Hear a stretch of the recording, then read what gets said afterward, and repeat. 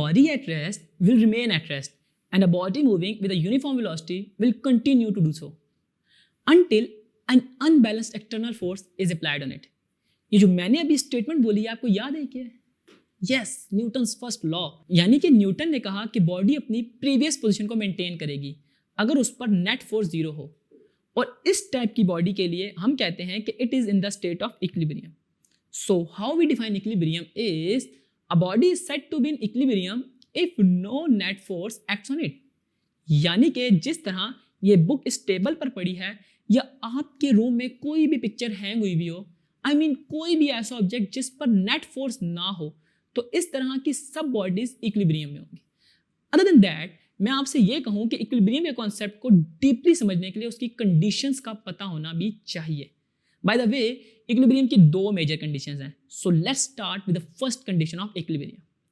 A body is said to satisfy the first condition of equilibrium if the resultant of all the forces acting on it is zero.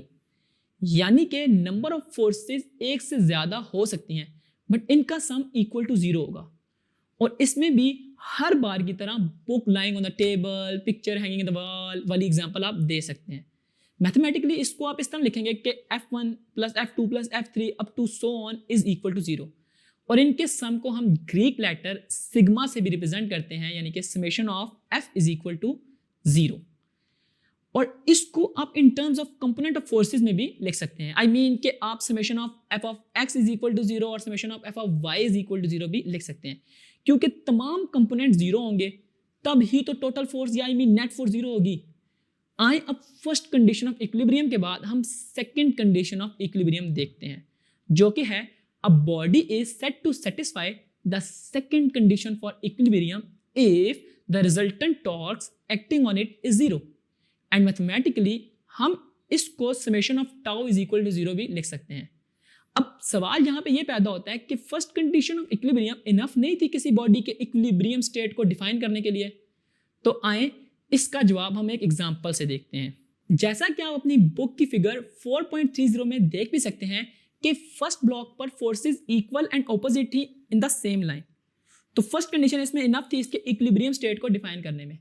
But as soon as जब हमने forces की location को shift किया तो body equilibrium को maintain ना कर सकी और मूव होना शुरू हो गई, जबकि इसमें नेट फोर्सेस जीरो थी. तो इस वजह से हमें सेकेंड कंडीशन ऑफ इक्विलिब्रियम की जरूरत पड़ी, जिसको अभी मैं डिफाइन कर चुका हूं कि बॉडी के कंप्लीट इक्विलिब्रियम के लिए समेशन ऑफ टाउ का भी जीरो होना जरूरी है. या फिर और भी सिंपल वर्ड्स में आप ये कह सकते हैं कि clockwise torque is equal to the anti clockwise torque. अब हम इसको एक न्यूमेरिकल प्रॉब्लम से समझते हैं. अब आपके पास ये न्यूमेरिकल है. इसमें ऐसा है कि दो चिल्ड्रन सीसॉ पे बैठे हुए हैं, जिसमें the first child has the mass of 26 kg and sits 1.60 meter from the pivot. If the second child has a mass of 32 kg and how far is she from the pivot?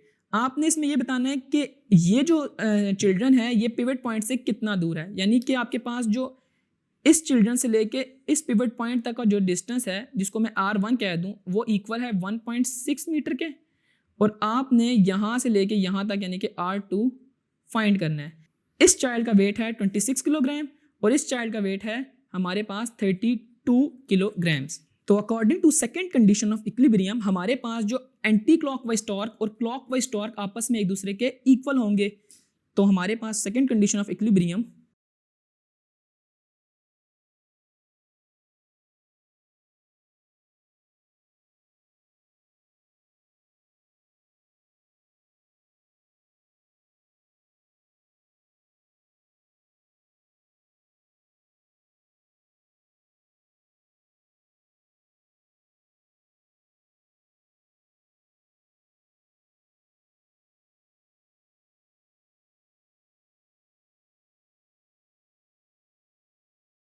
तो second condition of equilibrium में हमारे पास sum of clockwise torque is equal to sum of anti clockwise torque के equal होगा.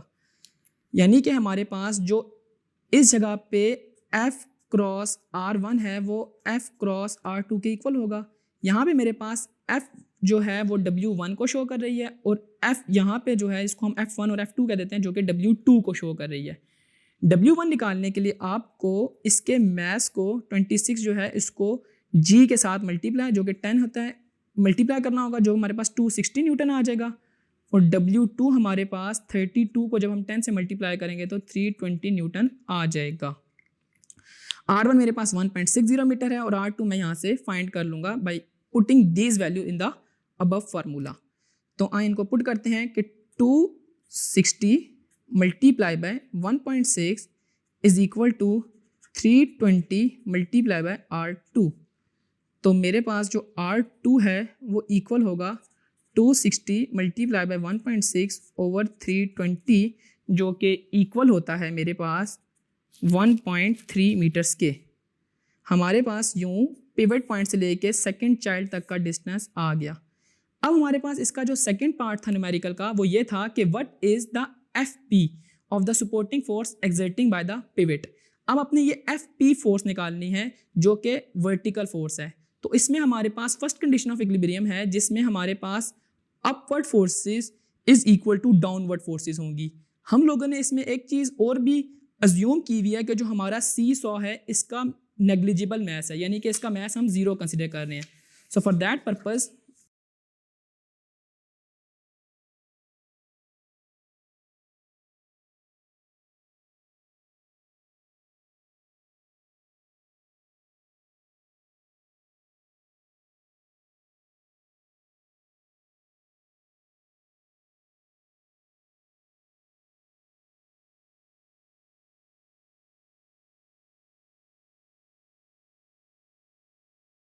हमारे पास first condition of equilibrium है कि sum of upward forces is equal to sum of downward forces, और हमारे पास जो अपवर्ड फोर्स है उसमें है Fp और डाउनवर्ड फोर्सेस में मेरे पास W1 प्लस W2 है। क्योंकि हमारे पास अपवर्ड Fp के अलावा कोई फोर्स नहीं, जबकि डाउनवर्ड में हमारे पास W1 भी है W2 भी है। हमारे पास हम सी सॉ की भी मैथ्स ले सकते थे मगर हमारे पास जो गिवन है वो नेग्लिजिबल है, तो इस वजह से हम सी सॉ का मैथ्स नहीं ले रहे जो कि डाउनवर्ड ही होता है बेसिकली। तो W1 है मेरे पास 260 और W2 है मेरे पास 320 जो कि इक्वल आ जाएगा 580 न्यूटन के। तो यूँ मैंने Fp भी निकाल लिया और इसी के साथ साथ मैंने सेकेंड चाइल्ड का पिवट पॉइंट से डिस्टेंस भी निकाल लिया।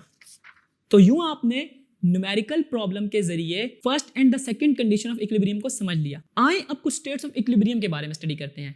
अच्छा, इक्विलिब्रियम की बेसिकली 3 स्टेट हैं। किसी भी बॉडी ने एट अ टाइम इसमें कोई एक स्टेट को अडॉप्ट किया होता है, और वो स्टेट्स ऑफ इक्विलिब्रियम कौन कौन सी हैं? Number 1 stable equilibrium, number 2 unstable, and the last is neutral equilibrium. So how stable equilibrium is defined as? A body is said to be in stable equilibrium if after a slight tilt it return to its previous position.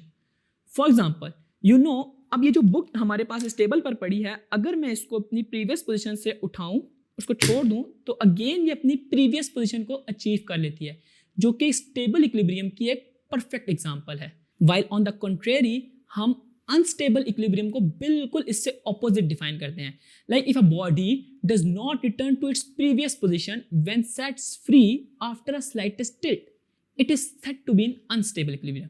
For example, आप देखें कि मैं अगर इस marker को इसके tip पे खड़ा करूं और छोड़ूं तो ये कभी भी अपनी प्रीवियस पोजीशन को अटेन नहीं करता, बल्कि अपनी पोजीशन को चेंज कर लेता है।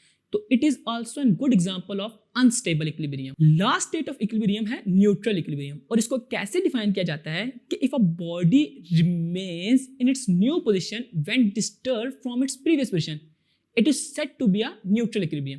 लाइक हम किसी भी हॉरिजॉन्टल सरफेस पे अगर किसी बॉल को रोल करें तो वो आफ्टर सम टाइम एक न्यू पोजीशन को अचीव कर लेगी, या इस रूबिक क्यूब को मैं इस पोजीशन से ड्रैग करूं तो ये अपनी न्यू पोजीशन ऑफ इक्विलिब्रियम को अचीव कर लेगा, जो कि न्यूट्रल इक्विलिब्रियम की एक बेस्ट एग्जांपल है।